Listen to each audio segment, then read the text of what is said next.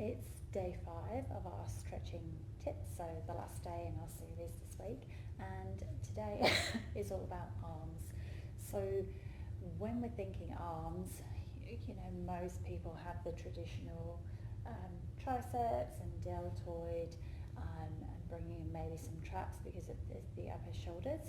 So we're going to go through some of those that you can do anywhere, wherever you happen to be. So with your deltoid muscle is 3 slips of muscle that goes either around the top of the shoulder and gives obviously definition to the shoulder joint itself. So the one that most people are quite au fait with is your posterior deltoid. So your arm comes out in front, you take it across the body, and then you use the other arm to stretch. So what you're doing is you're stretching this side of the arm, brings in some of the muscles of the rotator cuff as well, and we just give it a nice easy stretch.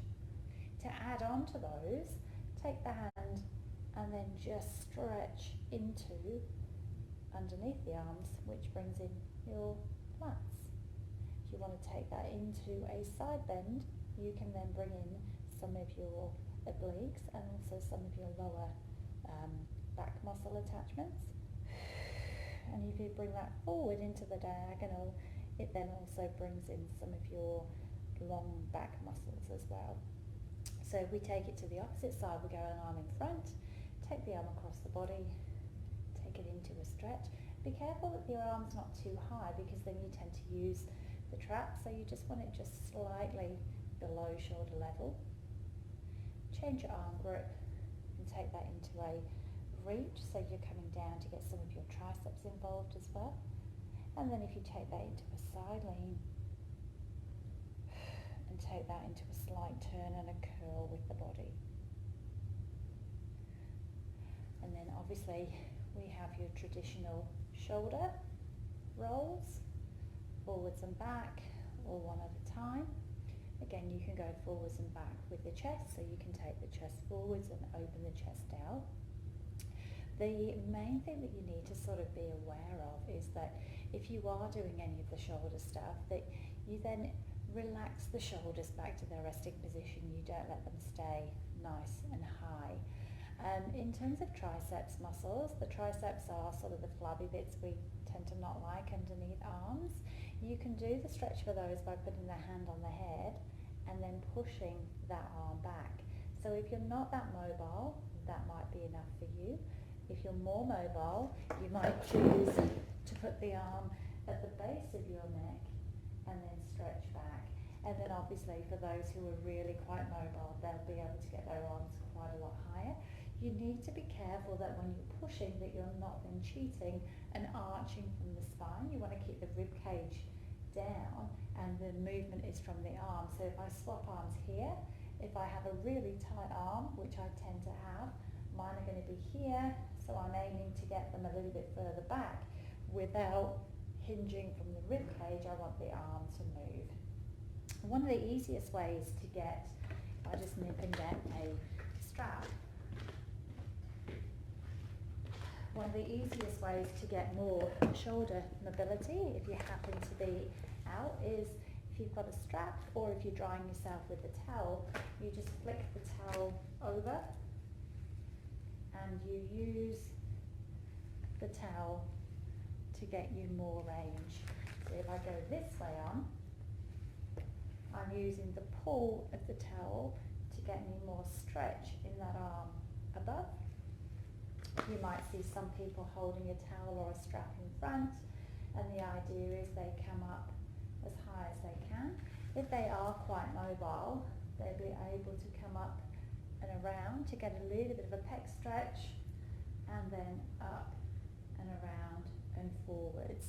And then obviously the closer in you're holding it, the more stretch you're going to achieve. Okay, so that's done most of the shoulder, triceps, and underneath the shoulder. One thing that we tend to forget about is our pec muscles, and because most of us spend a lot of time sitting, we tend to sit and our pecs become quite tight. So just opening through the chest is a good way to do your pecs, or if you hold your arm and reach away. So the pec muscle comes Your short pec starts from the tip just in front of your shoulder joint and comes down a little short section here. Your big pec muscle obviously comes and covers most of your chest boob area, and they're the muscles that bring the arm in. They also rotate in as well. So if you are standing near a doorway, you can hold onto a doorway and just reach and turn away. Okay? The higher up that arm is, the more differentiation of where the stretch is. So if it's lower, it's going to feel a little bit more different than if your arm's higher. And then obviously if you've got your elbow in the doorway, it's going to feel different again because it reaches and it achieves a different stretch within the pecs. You have similar stretches to what we did yesterday, using the back and taking in the spine. And then your traditional ones that most people see, the arms behind the back, and then curling and bringing the arms forward. One thing that we do tend to see a lot of people forget is wrists. So bringing the wrists and pressing the wrists back, but also if you make sort of that lazy S shape. We were going through a couple of these in class this morning and then changing direction so you have that sort of snake shape through the arms.